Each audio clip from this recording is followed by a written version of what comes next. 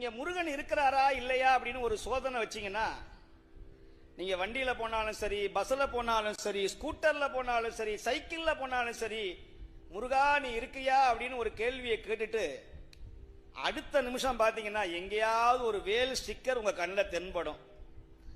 எங்கேயாவது ஒரு கார்ல யாம் இருக்க பயம் ஏன்னு ஒரு முருகர் ஸ்டிக்கர் உங்க கண்ணில் தென்படும்.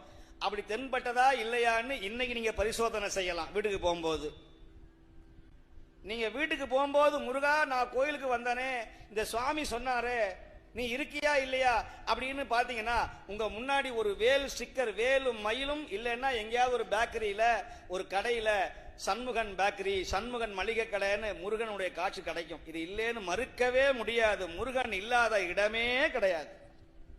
அவன் என் கூட இருக்கிறான். நான் உணர்ந்திருக்கிறேன் அந்த முருகனை பற்றி. அந்த முருகனுடைய கருணை நிறைய அன்பர்கள் கனவில்